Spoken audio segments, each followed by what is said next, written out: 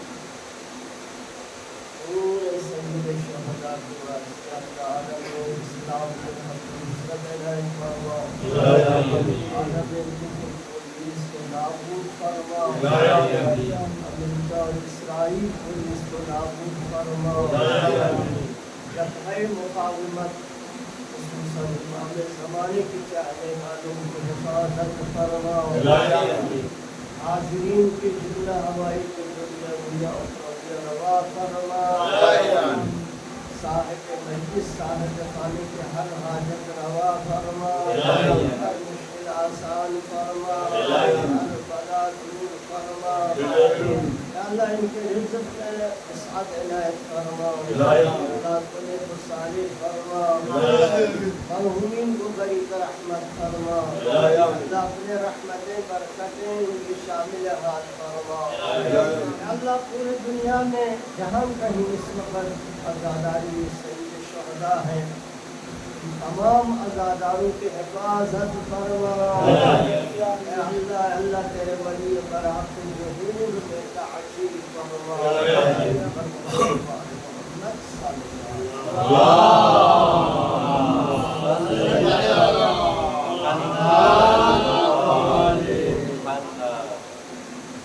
سورہ مبارکہ ملک کی دو آیت سرنامہ کلام قرار پایا اور اس میں رب العزت کا ارشاد ہوتا ہے الذی خلق الموت والحیات لیبلوکم ایکم احسن عملا. رب العزت اس حصے میں ارشاد فرماتا ہے کہ میں نے بابرکت ہے وہ ذات جس کے قبضے قدرت میں ہر چیز ہے اور جس نے موت اور حیات کو خلق کیا، زندگی بھی کیا انسانوں کو، مخلوقات کو، کائنات کی تمام مخلوقات کو خلق کیا، حیات عطا کیا اور اس کے بعد ممات اور موت بھی عطا کر دیا۔ فرماتے ہیں اس موت اور حیات کا فلسفہ کیا ہے؟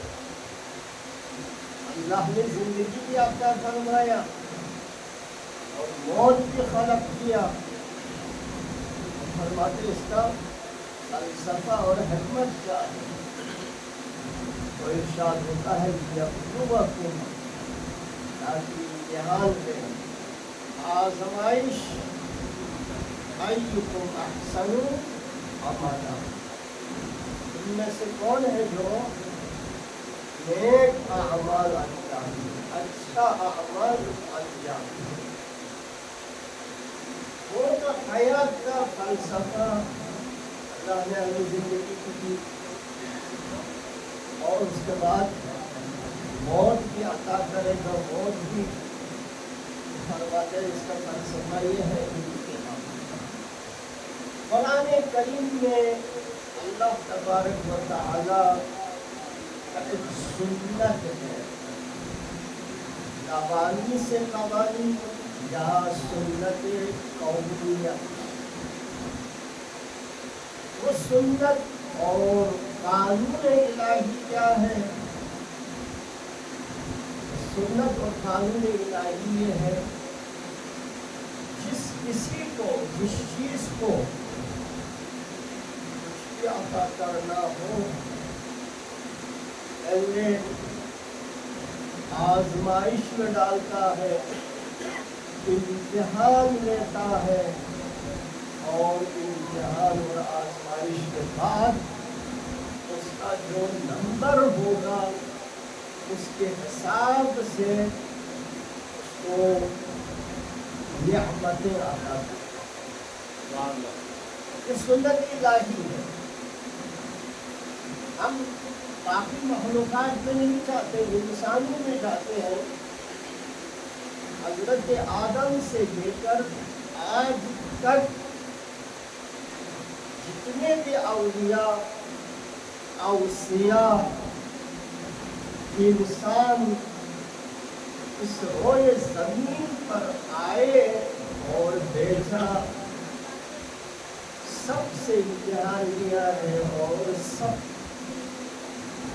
آزمائش کی گئی اور پردے سے گزارا۔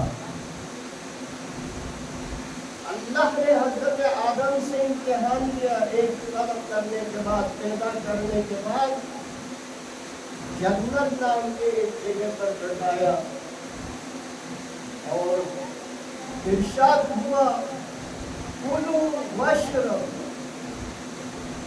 اس جنت میں، اس باغ میں جہاں انہیں بسایا جا رہا ہے، رکھا جا رہا ہے، ہر نعمت سے استفادہ کر سکتا ہے، ہر نعمت تیرے لیے ہے۔ وَلَا تَقْرَبَ هَٰذِهِ الشَّجَرَةَ، اما ایک درخت کے قریب بھی نہ جانا۔ وَلَا تَقْرَبَ هَٰذِهِ الشَّجَرَةَ فَتَكُونَ مِنَ الظَّالِمِينَ۔ فَوَسْوَسَ لَهُمَا الشَّيْطَانُ، تو یہاں پر اللہ نے حضرت آدم سے امتحان لیا، آزمائش میں دیکھا کہ اس آزمائش میں حضرت آدم کتنا کامیاب ہے، اور فرمایا شیطان تمہارا ابدی دشمن ہے، اس کی بہکاوے میں نہ آنا۔ شیطان تمہارا ابدی دشمن ہے، اس کی بہکاوے میں نہ آنا۔ لیکن فوسوس لہما الشیطان، شیطان نے ان کو وسوسے میں ڈالا اور امتحان کے بعد حضرت آدم کو اللہ نے جنت سے نکالا. پھر اس کے بعد حضرت آدم نے سال ہے سال گریہ کیا، توبہ کیا. فَتَلَقَّى مِن رَّبِّهِ كَلِمَاتٍ فَتَابَ عَلَيْهِ. اللہ کی طرف سے کچھ کلمات ملا اور ان کلمات کو پڑھا اور ذریعہ قرار دیا اور توبہ کیا، اور اللہ نے توبہ قبول کی.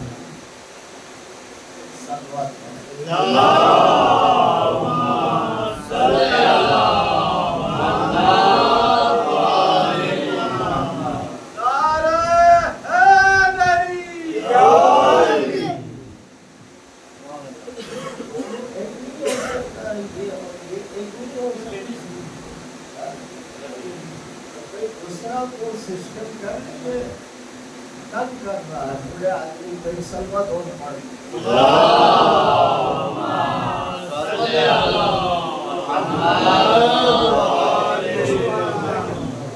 وہ بھی میرے موضوع سے تعلق نہیں ہے، لیکن پھر بھی ایک دو سوال ہے. ان دو سوالوں کا جواب انتہا اہم ہے. ایک فَتَلَقَّى مِن رَّبِّهِ كَلِمَاتٍ، اللہ کی طرف سے اس کو حضرت آدم کو کچھ کلمات القا ہوا، عطا ہوا. وہ کلمات کیا ہے؟ وہ کلمات کیا ہے؟ روایت سے پوچھنا پڑے گا یہ کلمات کیا ہے. تو روایت سے ملے گا یہ پنجتن پاک علیہ السلام کے آسمائی گرامی ہے.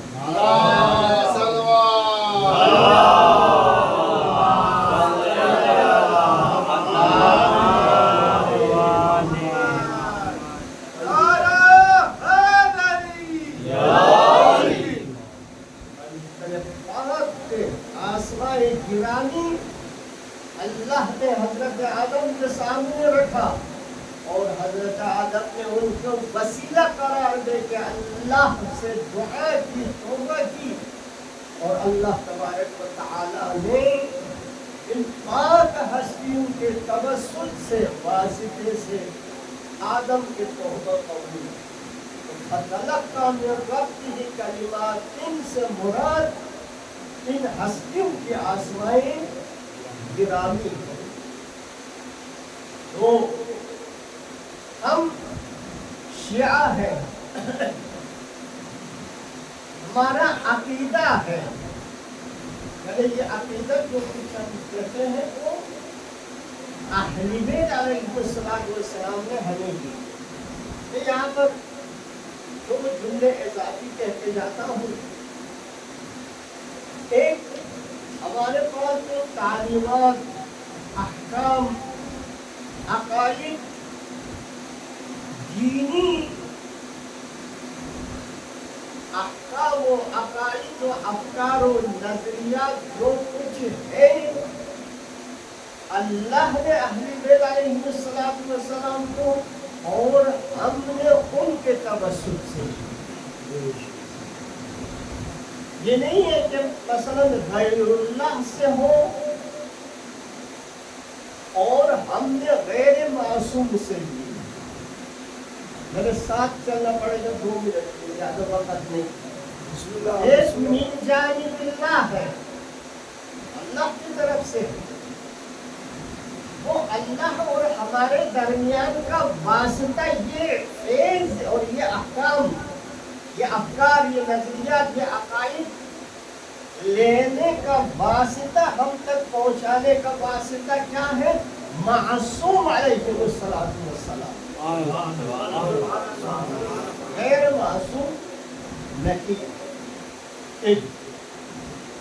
لہذا معصوم ہی سے ہم تک یہ عقیدہ اور یہ فکر پہنچے ہیں.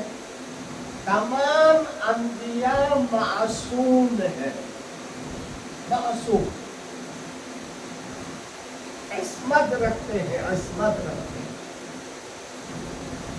عصمت اور معصوم کا معنی کیا ہے؟ نہ صرف گناہ نہ کرے، گناہ کا تصور بھی نہ کرے۔ ہم گناہ نہیں کرتے، تصور کر سکتے ہیں، کرتے ہیں، لیکن معصوم وہ ہوتا ہے گناہ کا تصور بھی نہ کرے۔ نہ صرف گناہ نہ کرے، گناہ کرنے کا قدرت ہو اور گناہ کرنے کا مقام، موارد، مواقع بھی موجود ہو، لیکن نہ صرف گناہ نہ کرے بلکہ گناہ کا تصور بھی کرے۔ گناہ کیا ہے؟ اللہ کے حکم کی مخالفت، حکم الہی کی مخالفت گناہ ہے۔ اللہ نے فرمایا جھوٹ نہ بولو، دھوکہ نہ دو،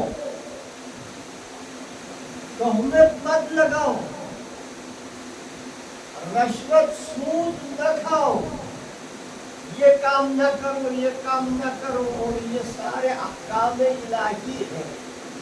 نماز پڑھو، روزہ رکھو، حج کرو، کار خیر انجام دو،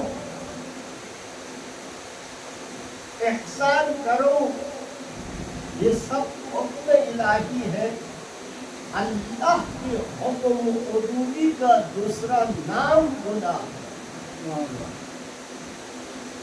لہذا معصوم وہ ہوتے ہیں نہ صرف گناہ نہ کرے، گناہ کا تصور بھی نہ کرے۔ سلوات پڑھو۔ اللہم صلی علی محمد وآلِ محمد۔ ان آیات میں، قرآن کی ان آیتوں میں رب العزت صریحاً بیان کرنا چاہے،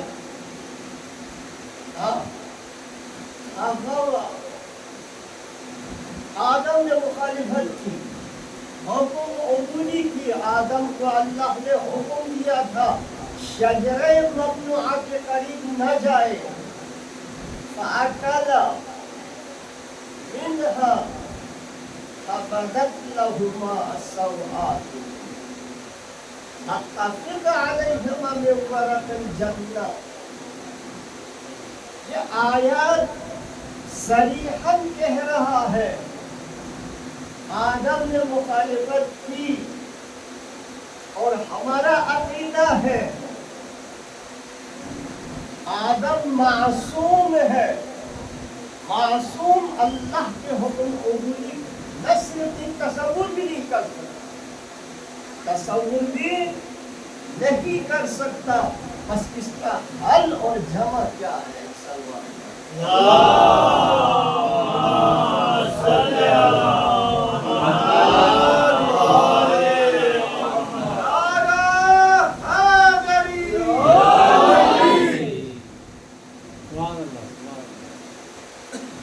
قرآن میں صریحاً موجود ہے آدم نے توبہ کی، توبہ کیا؟ استغفر ربی واتوب الیہ،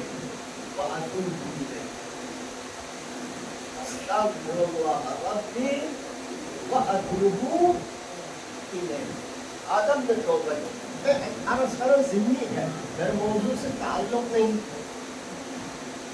بس ہمارے عقیدہ کیا ہے؟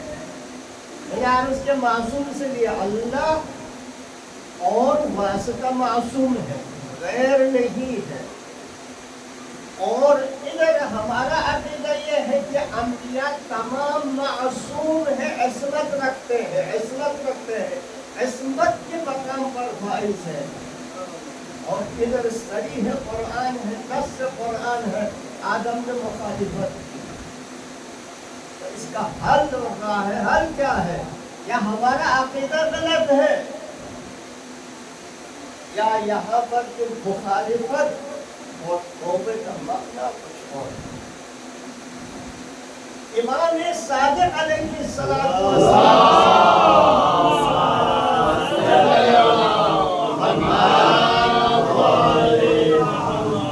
سوال ہوا، عرض کے فرزند رسول، یہ لوگ کہتے ہیں آدم نے گناہ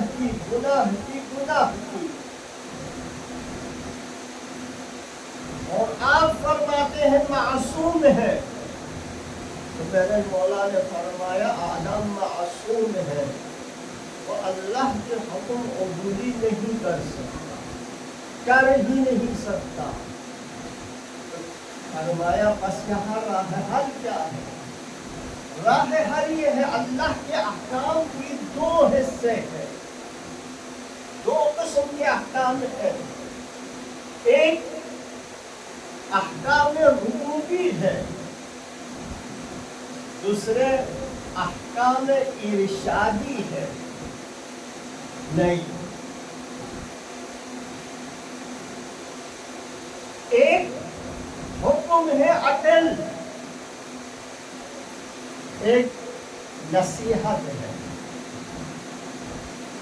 حکم ہے عدل کا معنی اس کا مخالفت جائز نہیں، کسی صورت کسی بھی صورت میں جائز نہیں ہے۔ اما نصیحت کا مخالفت ہو سکتا ہے، نصیحت کا مخالفت ہو سکتا ہے۔ وہ یہ ہے، یوں ہے کہ ایک دفعہ ہمیں بتایا جاتا ہے یہ حرام ہے مت کھاؤ، یہ اپنے جگہ پر۔ ایک دفعہ ڈاکٹر کہتا ہے کہ کھٹی چیزیں استعمال نہ کرو، وہ تمہارے صحت کے لیے مضر ہے، تمہارے صحت کے لیے مضر ہے۔ یہ دونوں حکم الگ الگ ہے اللہ کے احکام کے، عیناً اسی طرح دو الگ رخ ہے۔ تو پہلے احکام کی مخالفت ناممکن ہے، اصلاً متصور نہیں ہے۔ دوسرے حکم جو نصیحت والے ہیں اس کے مخالفت ہو سکتا ہے، کیوں؟ اس لیے اس کی مخالفت سے اللہ کے حکم عدولی ثابت نہیں ہوتا، اس کو اللہ کے حکم عدولی نہیں کہا جاتا، بلکہ کہتا ہے کہ تمہارے مفاد میں یہ نہیں ہے، اس کو تھوڑا سا نظر انداز کیا۔ لہٰذا یہاں پر اللہ نے حضرت آدم کو یہ بتلایا قرآن کی ان آیتوں کے ذریعے سے، اگر تم شجرہ ممنوعات کے قریب ہو گیا تو تم جنت میں رہنے کا اہل نہیں رہے گا، جنت میں رہنے کا اہل نہیں رہے گا، لہذا جنت سے نکالا گیا۔ یہاں پر حرمت اور گناہ سے تعلق نہیں ہے، نہ حرام ہے نہ گناہ سے تعلق۔ پر محمد و آل محمد بلند کر صلوات۔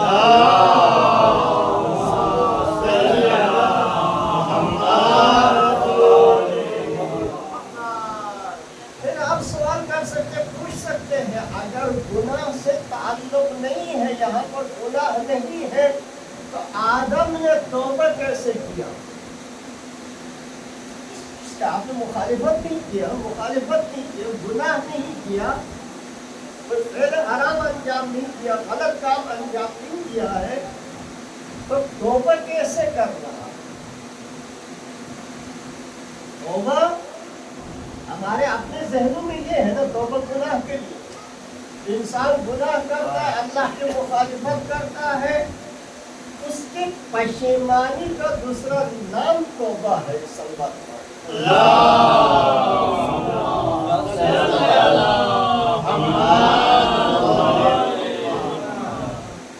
توبہ انسان غلطی کرتا ہے، گناہ کرتا ہے، اس کی تدارک، اس سے ہاتھ اٹھانا، پشیمانی کا دوسرا نام توبہ ہے۔ ہمارے ذہنوں میں یہ، لیکن قرآن کریم میں جو لفظ فتاب علیہ انہ هو التواب الرحیم، قرآن کریم میں توبہ 3 مختلف معانی میں آیا ہے۔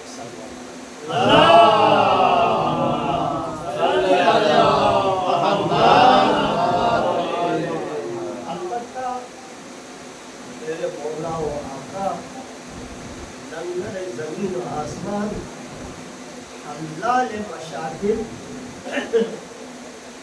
علی بن ابی طالب نے فرمایا ہے توبے کی 70 توبے کی 70 قسمیں بیان فرمائی. توبہ رجا، توبہ فلاں، چھوڑ دیتا ہوں. لیکن قرآن کریم کا جو لفظ توبہ جن جن افراد کے لیے استعمال کیا گیا ہے رب العزت نے استعمال فرمایا ہے وہ 3 قسم. ایک توبہ گناہ کے عوض، گناہ کے سامنے گناہ کے بدلے. بندہ گناہگار ہے، گناہ کرتا ہے، پشیمانی کا دوسرا نام توبہ ہے، اور زبان پر استغفر اللہ ربی واتوب الیہ پڑھے اور دل سے پشیمان ہو. نہیں کیوں کیا یہ آئندہ نہیں کروں، میں نے یہ غلطی کیوں کی، اس غلطی پر پشیمانی اور آئندہ نہ کرنے کا پکا مضبوط ارادہ، یہ ایک توبہ. تو توبہ انسان کبھی کچھ اشتباہات، انسان سہو و خطا ہوتا ہے، وہ سمجھتا ہے مجھ سے غلطی ہوئی تو اپنے رب سے معافی مانگتا. وہ گناہ کا نہیں، گناہ کی تدارک کا، پشیمانی کا نہیں ہے. وہ سوچتا ہے شاید مجھ سے یہ غلطی ہوئی ہے اور میں اللہ کے رب العزت سے معافی مانگتا. عذر خواہی ہم اپنے ہاں استعمال کرتا ہے، سوری کرتا ہے، غلطی کرتا ہے، سزا نہیں. تیسرا مقام اور منزلت اور درجے کی اضافہ اور ترقی کے لیے ہوتا ہے استغفار. انسان جس مقام اور منزلت پر فائز ہے اس سے آگے بڑھنے کے لیے اللہ سے دعا مانگنے کا، یا جس مشکل میں پھنسا ہے اس سے نجات دلانے کا جب درخواست کیا جاتا ہے اس کا نام ہی توبہ. وہاں پر بھی استغفار. تو مثلا آپ کہتے ہیں حضور پاک کو پاک ہے، حضور پاک کو پاک، پاک کو پاک ہے. آئے تطہیر آپ کے سامنے، آئے تطہیر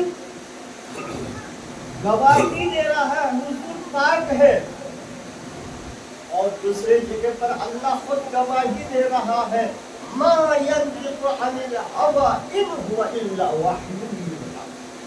میرے رسول وحی کے علاوہ کچھ نہیں فرماتا. آواز بلندر صلوات اللہم صلی علی محمد میرے رسول وحی کے علاوہ کچھ نہیں فرماتا. وحی حکم الہی جو کچھ آپ کے لسان مبارک سے نکلتا ہے، الفاظ جو بھی الفاظ نکلے وہ من جانب اللہ، لیکن اس کے باوجود ہم دیکھتے ہیں آپ کلمہ استغفار جو ہے اپنے زبان مبارک سے جاری کریں. استغفر اللہ رب العالمین. اور تمام ائمہ، تمام اہل بیت، تمام انبیاء ہم دیکھتے ہیں لفظ استغفار اپنے زبان پر جاری کرتا ہے. اور استغفر اللہ ربی واتوب کہنا بہترین عبادت ہے، عبادتوں میں سے ایک بہترین عبادت ہے. لہذا بڑے لوگ ایک رب کے سامنے ہے، رب کے سامنے، اللہ کے سامنے ہے، تو اللہ اور ان کے مقام میں زمین و آسمان کا فرق ہے. ائمہ ہو یا انبیاء کوئی ہو، ان کے پاس وہ کچھ نہیں جانب اللہ کی طرف سے. ان کا اپنا کچھ بھی نہیں ہے، کچھ بھی نہیں ہے ان کے پاس. لہذا اس نعمت کو جاری رکھنے کے لیے یا جو نعمت سلب ہوتا ہے اس کو دوبارہ حاصل کرنے کے لیے، یا یہ احساس کرتے ہیں شاید مجھ سے کہیں کوتاہی ہوئی ہے اللہ کے سامنے، اس کے جبران کے لیے، اس مقام اور منزلت کو بڑھانے کے لیے استغفار کا لفظ استعمال کرتا ہے، اور اس کو قرآنی اصطلاح میں توبہ بھی کہا جاتا ہے، اور روایت کی اصطلاح میں اس توبے کا نام مقام اور منزلت کی اضافے کے لیے. جیسا کہ آپ دنیا میں مختلف جگہوں میں ترقی پانے کے لیے مختلف یا مختلف جو ہے آزمائشوں سے، امتحانات سے گزرتا ہے، یہ سارے اس لیے انسان آگے چلے جائے. آپ کسی دفتر میں کام کر رہے ہیں، آپ سے بڑے والا آ جاتا ہے، آپ نے کسی چیز کی کمی کوتاہی سستی نہیں کی، اس کے باوجود کہتے سر سوری. وہ بڑا ہے، بڑے کے سامنے اظہار کرنے کے لیے میں آپ کے سامنے چھوٹا ہوں. تو یہاں پر یہ انبیاء علیہ السلام کے توبے، خصوصاً حضرت آدم کا توبہ، اس لیے اللہ کے سامنے اپنے آپ کو چھوٹا دکھانا اور اپنے مقام اور منزلت جس مشکل میں پھنسا ہوا ہے اس مشکل کو حل کرنے کا ایک درخواست. اور محمد و آل محمد بلندتر صلوات.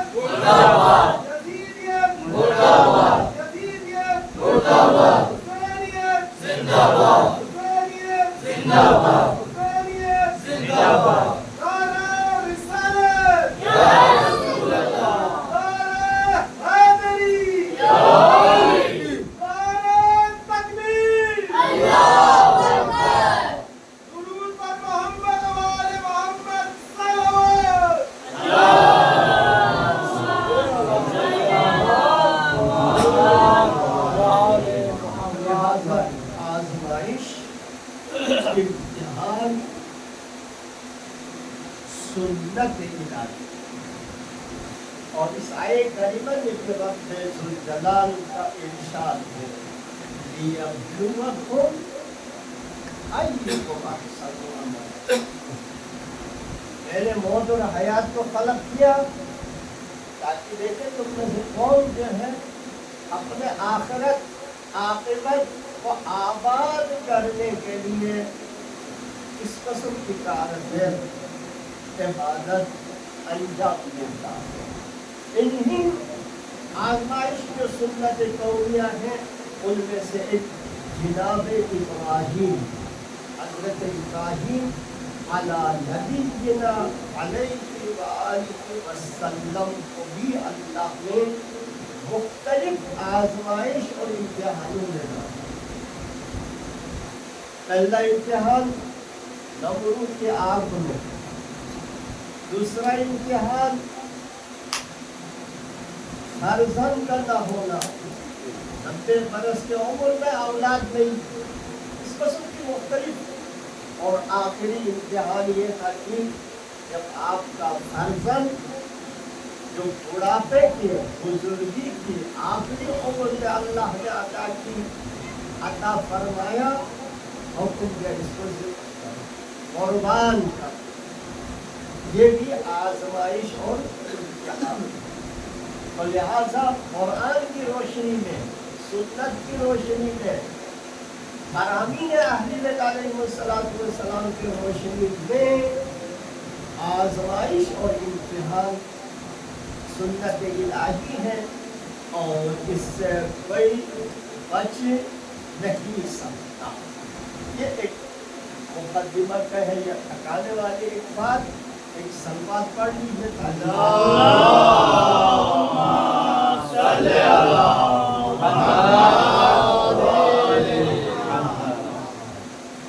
میں نے کل عرض کیا کہ سید الشہداء مدینہ چھوڑ کے مکے تشریف لائے اور 8 ذی الحجہ کو حج کے احرام باندھے تھے. عمرہ مفردہ طواف کر کے آپ احرام سے نکلے اور لوگوں کو جمع کیے اور اعلان فرمایا میں عراق کی طرف روانہ ہوں گا.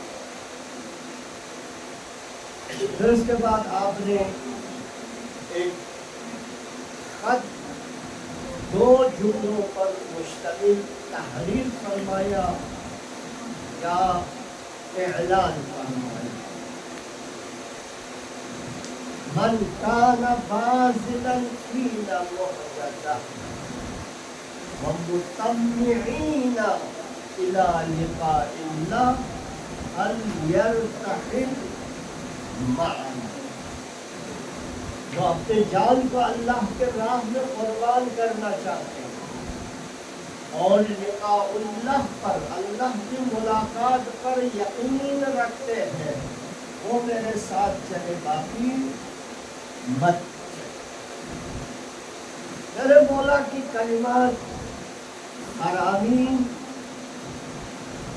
مدینے سے لے کر مکہ، مکے سے لے کر کربلا، کربلا سے لے کر روز عاشور تک مختلف فرامین، خطبات، ارشادات موجود ہے جس سے آپ اندازہ کر سکتے ہیں کہ آپ کے اس قیام کا مین مقصد کیا ہے. مین مقصد کیا ہے؟ ہم کہہ سکتے ہیں آپ امام، آپ کی شرعی ذمہ داری وظیفہ تھا، آپ مجبور تھے، لیکن نہیں، بلکہ آپ فرماتے ہیں انی لم اخرج عشرا ولا بقرا. نہ میں یہ میرا قیام خودخواہی ہے نہ شہرت. انی لم اخرج عشرا ولا بقرا ولا مفسدا ولا ظالما.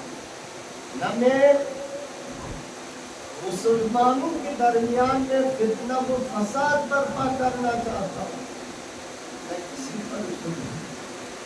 انسان کوئی بھی کام کرتا ہے تو یا دنیاوی مقاصد ہے یا کوئی اور مقاصد.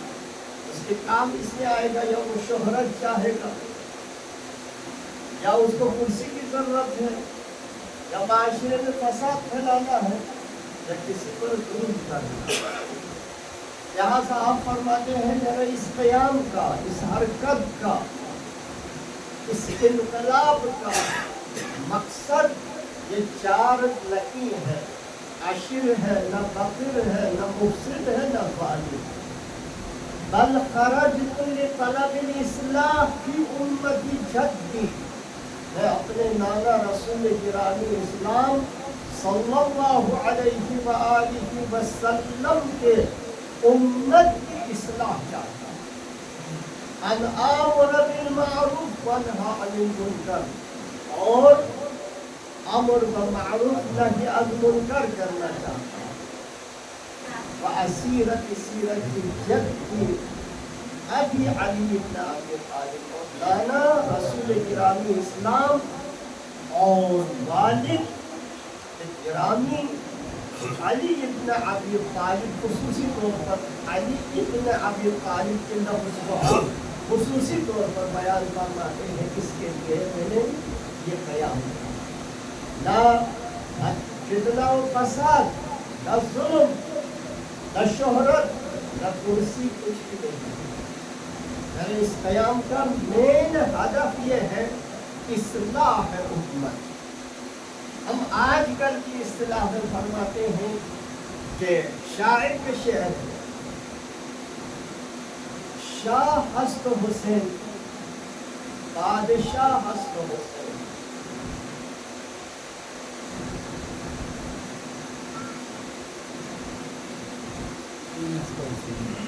دین ہست حسین دین پناہ ہست حسین. سردار نداد دست یزید حقا کی بنا لا الہ حقا کی بنا لا الہ. دین ہے حسین اور دین پناہ اور لا الہ الا اللہ کی بقا کا ضامن ہے حسین. بقا کا حقا کی بنا لا الہ الا اللہ کی بقا اور بچاؤ. لہذا آپ کے قیام کا ہدف ایک اصلاح امت، دو لا الہ الا اللہ کی بقا. ہمارے اپنی اصطلاح میں عرض کریں دین خدا کی بچاؤ اور بچت. سلوات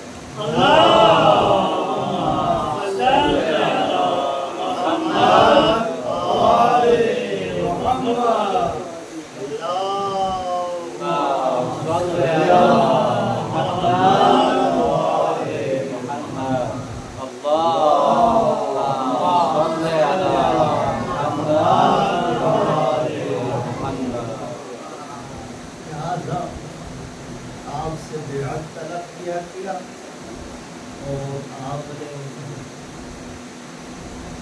فرمایا نسبی لائی بائی نسبہ ایہات منت.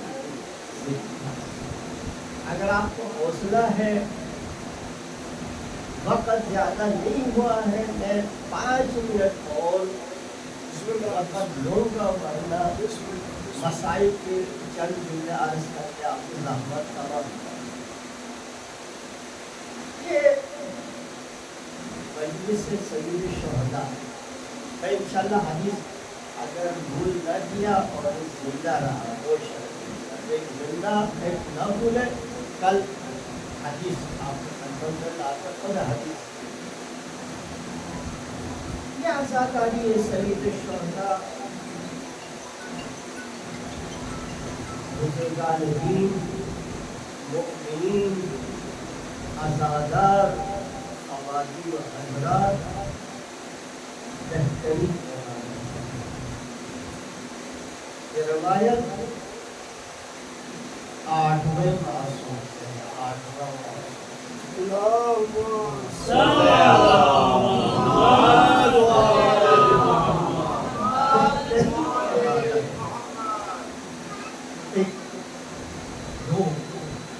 اس فرش عزا سے پھر تو ہم نے ثواب لے جانا ہے. ثواب ہے انشاءاللہ. میں یہ تمام احادیث ایک ایک کر کے اگر اللہ کے توفیق کی اور زندہ رہا میں ذکر کروں. اس فرش عزا سے ثواب کے علاوہ ہم نے کیا لے جانا کیا اہم. ایک میں مختصر کروں گا انشاءاللہ بعد میں اس کے تھوڑا سا آپ کا وقت لوں گا بعد میں آج ہی نہیں. ایک سبب، دو اپنے وظیفے کو انجام دینا، تین جناب سید کی دعا، چار اس فرض عزا سے زندگی کا سلیقہ سیکھنا ہے اور لے جانا. زندگی کا سلیقہ یہ اہم ترین ہے. ایک فکر، ایک سوچ یہاں سے لے جانا. میرا اس کے لیے مختصر ہے، بہت ہی کم وقت آپ سے تاریخ میں جن قوموں نے اس فرش عطا سے صحیح فائدہ اٹھائے تو آج دنیا میں وہ سر بلند ہے. جس شان کے ساتھ وہ لعین آیا تھا اس قوم کو صفحۂ ہستی سے مٹانے کے لیے، آج اس قوم کی ہر بات ماننے پر مجبور ہو گیا. اس قوم نے یہ فکر، یہ جرأت، یہ سوچ کہاں سے؟ اسی فرش اجر کو مزید آپ کو زحمت کی ہمارے اور طریقے کے مطابق آج یہ حضرت مسلم کی شہادت کا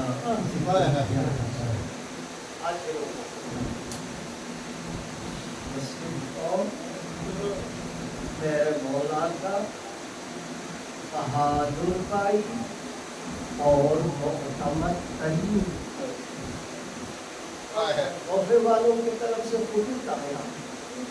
آپ نے فرمایا میں امتحان دیتا ہوں کہ تو لوگ اس امتحان میں پاس ہوتا ہے یا نہیں. تو آپ نے قیوم بہادر اور مخلص ترین بھائی مسلم پر مانا اجر کو اللہ. میرے مولا مکے سے نکلی منزل بمنزل آگے بڑھتے منزل زبانے پر پہنچے. اجر کو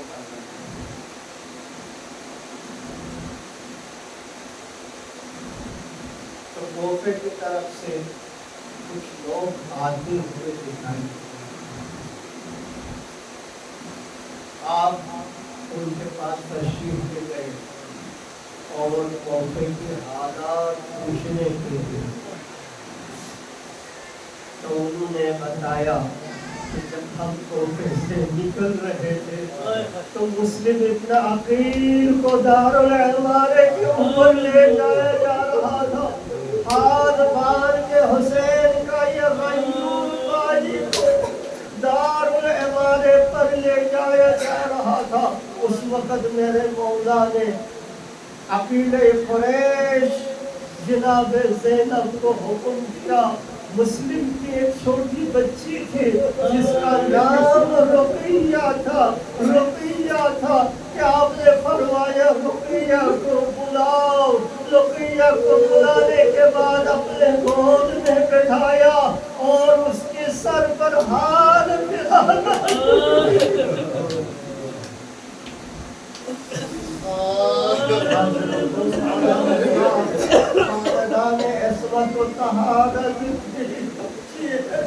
سمجھ گئی اور بتایا لگتا ہے میرے بابا کو شہید کیا گیا ہے اور میں یتیم ہو گئی ہوں.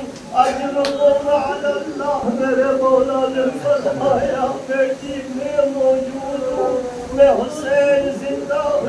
اجرکم علی اللہ. جب کربلا کا واقعہ ختم ہوا اور 11 محرم کو اہل بیت کو اسیر بنا کر کوفے کی طرف لے جایا گیا.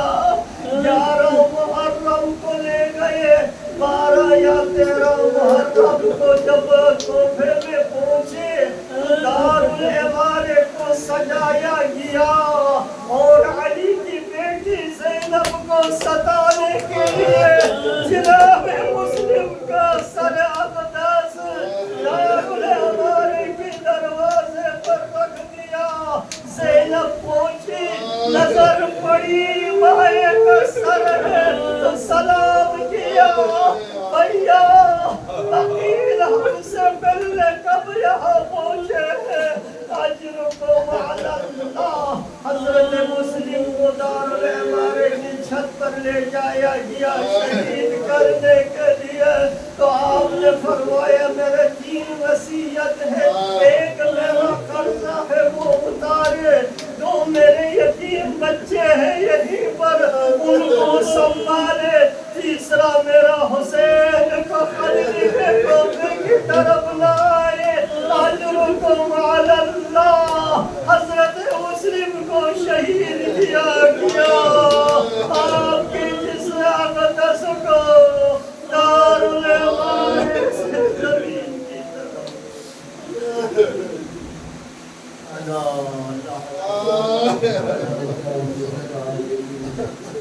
وَسَيَعْلَمُ الَّذِينَ ظلموا